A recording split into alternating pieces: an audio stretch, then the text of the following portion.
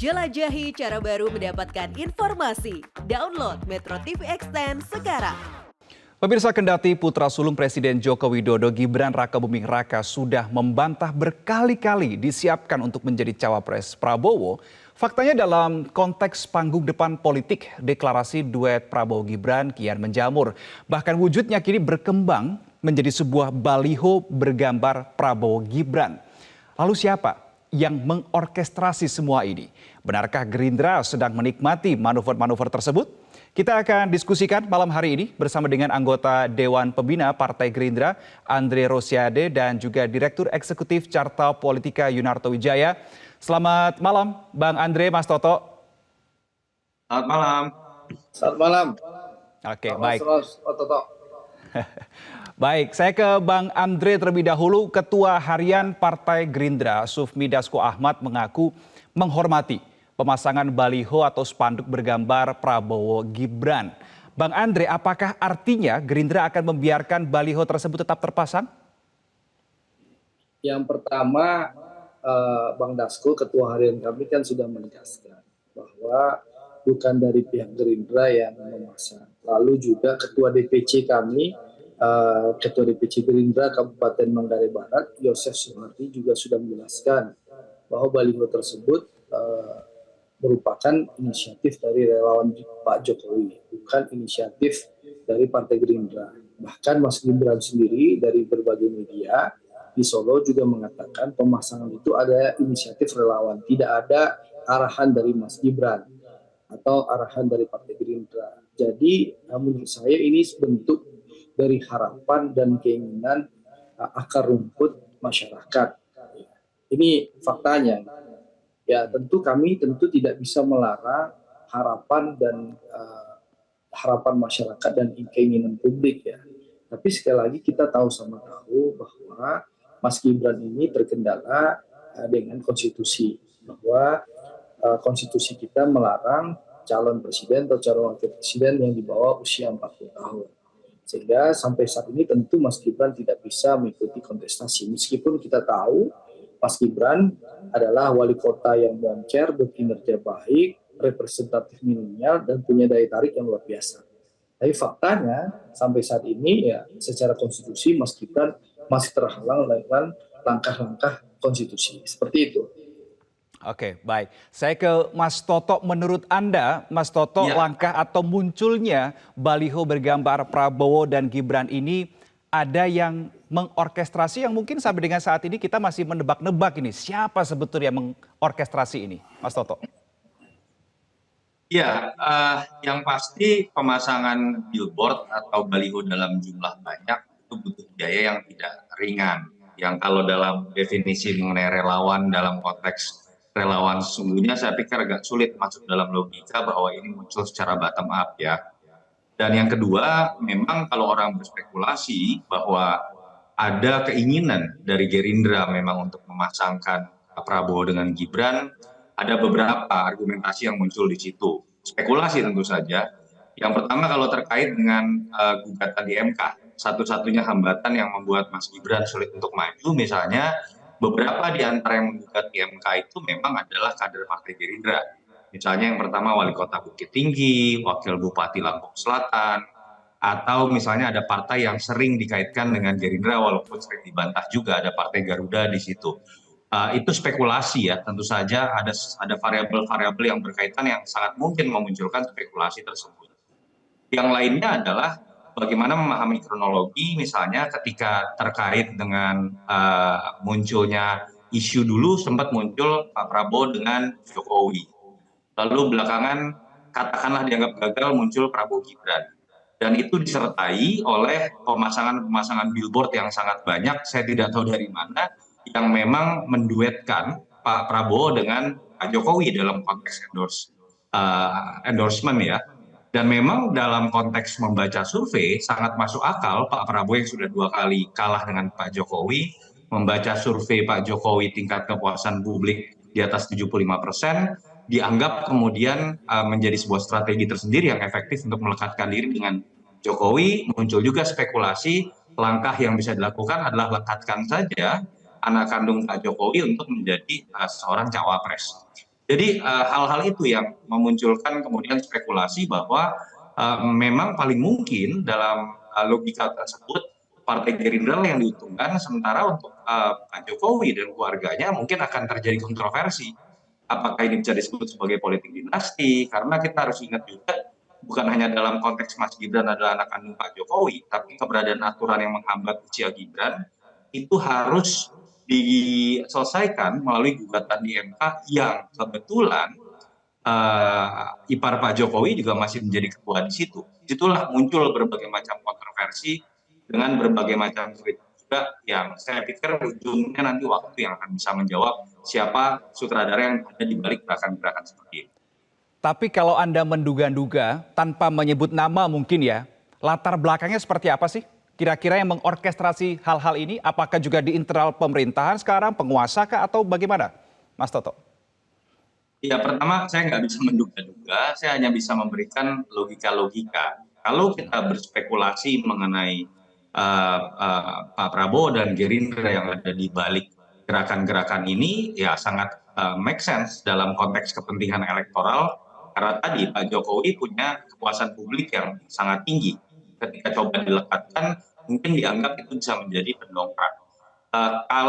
Kalau kemudian dari sisi penguasa, katakanlah dari Pak Jokowi sendiri, saya pikir ada resiko yang harus ditanggung secara lebih besar karena image politik dinasti ketika muncul ide mengenai Prabowo Gibran itu tidak ditanggung oleh Pak Prabowo, tapi ditanggung oleh Pak Jokowi dan keluarganya. Jadi saya tidak tahu ya dalam konteks ini kalau kita hanya berhitung berdasarkan logika dan resiko, manajemen resiko, tentu saja orang lebih mudah menuduh bahwa Gerindra yang ada di belakangnya karena memang lebih less risk ya kalau kita lihat. Oke, gimana Bang Andre menanggapi kemungkinan ini ya? Kita tidak sedang menuding, tapi kita sedang berbicara kemungkinan Gerindra memang ada di balik hal ini, Bang Andre. Ya, kalau dugaan, tuduhan kepada Gerindra dan Pak Prabowo ya hal yang lumrah dan wajar saja. Tapi pemasangan baliho itu kan bisa terlihat karena itu baliho besi ya. Saya ini orang yang paling banyak pasang baliho di Sumatera Barat. Jadi setiap pemasangan baliho itu bisa tahu kita siapa yang order, siapa yang bayar. Sebenarnya sederhana dan keterangan Ketua DPC kami di Manggarai Barat sudah menjelaskan bahwa baliho tersebut merupakan inisiatif dari relawan Pak Jokowi. Jadi bukan inisiatif dari Partai Gerindra. Tinggal dicek sama Bang Toto atau teman-teman dari Metro TV, datang ke yang punya baliho, tanya siapa yang bayar. Karena kalau pemasangan baliho itu kita bayar resmi ke advertising yang mempunyai baliho tersebut. Karena saya ini pelaku pemasang baliho. Ya puluhan foto Pak Prabowo saya pasang di Sumatera Barat. Makanya Mas Toto tahu kalau di Sumatera Barat datang survei foto-foto di Sumatera Barat itu fotonya Pak Prabowo sama Andre gitu. Jadi sederhana itu. Jadi kami ingin menjelaskan kalau ada yang curiga itu bisa datang langsung ngecek ke advertisingnya, tanyakan siapa yang memasang dan yang membayar gitu loh. Kalau kami tentu dengan sesuai dengan keterangan Ketua DPC kami bahwa itu bukan dari inisiatif Partai Gerindra, gampang dicek kok gitu. Jadi sekali lagi ini harapan dari masyarakat, harapan publik, tentu kami juga tidak bisa melarang harapan publik itu yang melihat mungkin Mas Gibran salah satu tokoh figur yang layak maju dalam kontestasi Pilpres 2024 karena prestasi, kinerja, dan kemampuan yang bersangkutan selama jadi wali kota di Solo. Apalagi kita tahu 50% lebih pemilih Indonesia adalah pemilih milenials, ya ini generasinya Mas Gibran. Gitu. Oke, baik. Bang Andre, ketika Anda memastikan bahwa bukan Gerindra di balik hal-hal ini, di balik pemasangan baliho, tetapi kalau saya tadi pinjam kata-katanya Mas Toto bahwa Pak Prabowo lah sebetulnya yang akan bisa mendapatkan benefit ketika hal ini muncul, artinya apakah Gerindra sedang dalam tanda kutip lah menikmati manuver-manuver semacam ini? Kalau Pak Prabowo sih jelas, Pak Prabowo mungkin calon presiden yang paling terang-benderang dan menyampaikan berulang kali beliau adalah calon presiden yang akan melanjutkan pemerintahan Pak Jokowi. Bahwa pemerintahan Pak Prabowo 2024-2029 ini merupakan keberlanjutan dari pemerintahan Pak Jokowi sebelumnya. Bahkan Pak Prabowo satu-satunya calon presiden yang saya rasa selalu menyampaikan bahwa beliau tidak malu-malu untuk belajar dari kepemimpinan Pak Jokowi. Apalagi kita tahu Pak Prabowo selama 3,5 tahun ini begitu dekat dengan Pak Jokowi, melihat langsung bagaimana Pak Jokowi memimpin Indonesia dan Pak Prabowo mendampingi beliau sebagai menteri. Sehingga ya clear bahwa Pak Prabowo ini terang-menerang menyampaikan bahwa pemerintah beliau nanti 2024-2029 bagian dari keberlanjutan pemerintah Pak Jokowi. Jadi kalau ada yang menyampaikan bahwa Pak Prabowo menikmati dari tingkat kepuasan dari keberhasilan pemerintah Pak Jokowi, hal yang wajar. Kami tidak ingin merangkai kata-kata narasi panjang untuk membela diri. Tapi yang jelas kalau bicara pemasangan baliho itu sudah jelas. Keterangan Ketua DPC Manggarai Barat Partai Gerindra sudah menjelaskan itu bukan dari inisiatif partai. Baik. Nah, Mas Toto sendiri bisa ngecek kok di lapangan itu. Metro TV juga bisa ngecek karena baliho itu ada advertising yang punya. Tinggal dicek siapa yang bayar. Karena ini saya pelaku. Ada puluhan baliho yang saya pasang mukanya Pak Prabowo di Sumatera Barat. Gitu. Begitu gampang dicek. Ya, Ketua DPP PDI Perjuangan Puan Maharani juga beberapa waktu lalu sempat mengatakan ada upaya politik pecah belah. Nanti saya akan putarkan klipnya dan saya akan coba minta pendapat ke Mas Toto dan ke Bang Andri, tapi di segmen berikutnya. Pemirsa tetap di Prime Time News. Karenanya jangan biarkan soliditas partai diusik oleh mereka yang hanya ingin memecah belah atau mempertentangkan Ketua Umum Ibu Megawati dan Presiden Jokowi.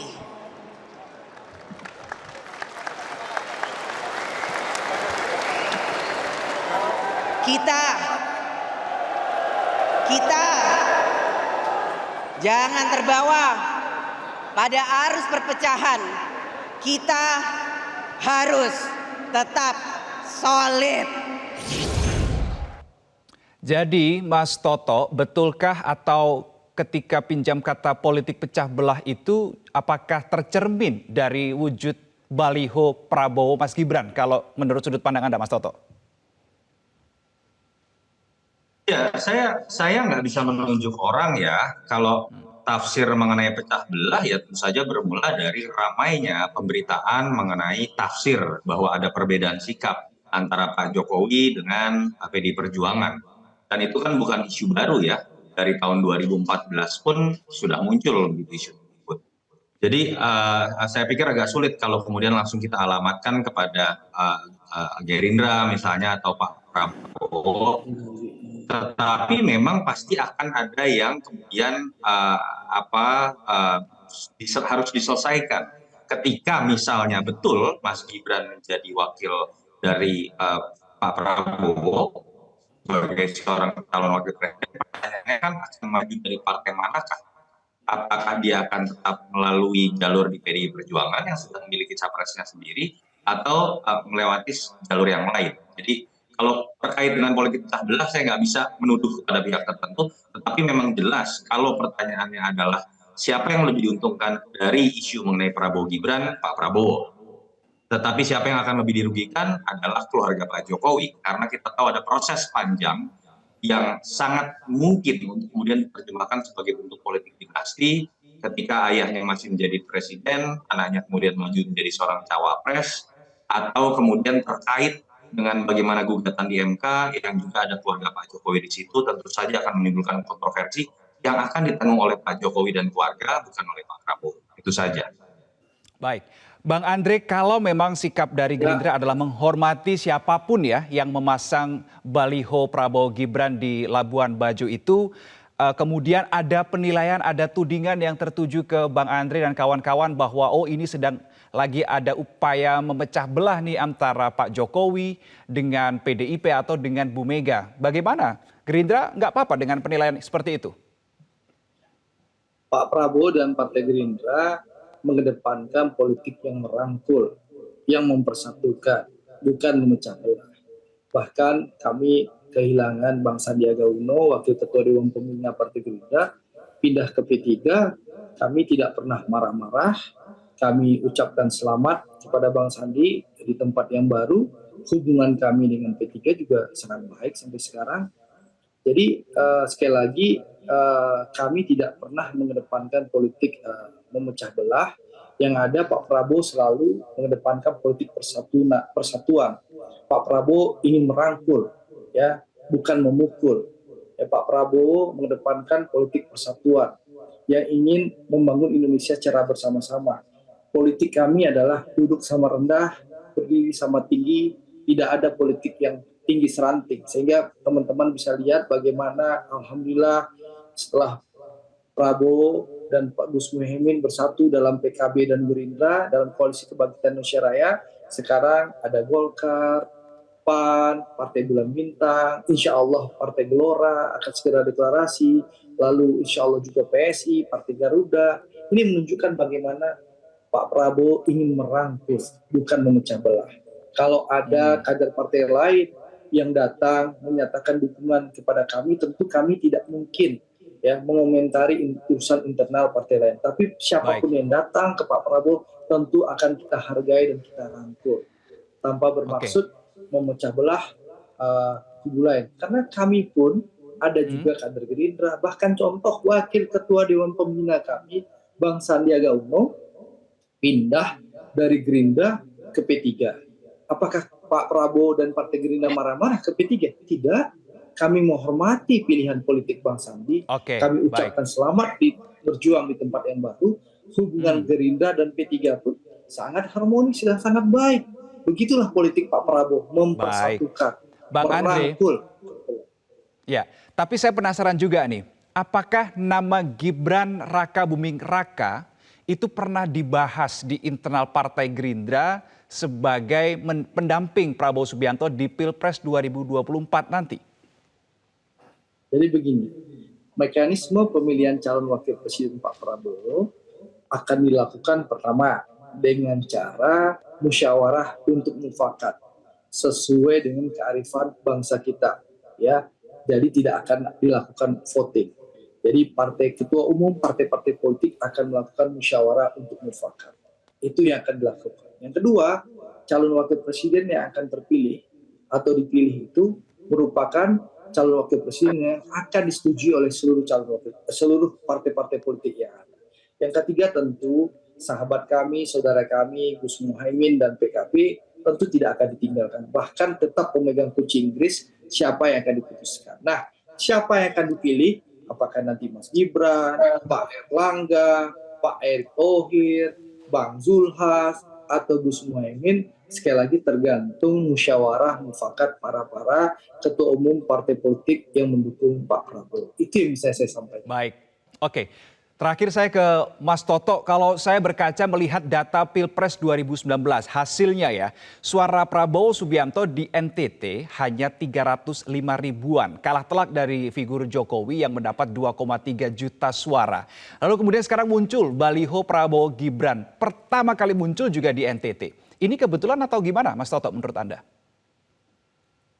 Ya, kalau kita spekulasinya didasarkan pada analisis elektoral, tentu saja ini sebuah kecerdasan ya, yang memang sudah berhitung bahwa ada daerah-daerah yang memang sangat puas terhadap kinerja Pak Jokowi, tergambar dari survei-survei dan tergambar dari hasil elektoral di pemilu sebelumnya 2019 dan 2014. Salah satunya adalah NTT, kalau saya tidak salah Pak Jokowi 89%. Yang menyebabkan bukan tidak mungkin bahwa kalau memang niatnya adalah melekatkan branding Pak Prabowo dengan Pak Jokowi atau keluarga Pak Jokowi misalnya, itu akan dilakukan mungkin lebih banyak di daerah-daerah yang memang Pak Jokowi kuat. Itu logika elektoral saja.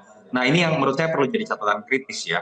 Hak dari setiap capres untuk kemudian menggunakan strategi termasuk melekatkan dirinya kepada Jokowi yang dianggap kuat secara pengaruh atau memberikan influence. Tapi jangan sampai kemudian berhenti sampai kini. Yang saya sedihkan adalah kalau sekarang terlepas siapapun di belakangnya berhenti pada level pamer. Adu pamer siapa yang lebih banyak punya billboard, siapa yang lebih banyak posting, bahkan adu kemudian sampai level siapa yang lebih sering bertemu dengan Pak Jokowi dan bahkan menerjemahkan Pak Jokowi senyumnya lebih lebar ke siapa kalau bertemu Ganjar dengan Prabowo misalnya gitu ya. Kan itu tidak terkait dengan kapasitas kepemimpinan. Kalaupun ingin berbicara mengklaim keberhasilan Jokowi, adulah ide dan gagasan siapa yang lebih hatam berbicara mengenai hilirisasi, siapa yang lebih hatam berbicara mengenai lepas dari middle income trap, dan berbagai macam program unggulan Jokowi, IKN, infrastruktur, dan lain-lain, sehingga kemudian publik mendapatkan apa yang kemudian bisa mereka lihat ke depan.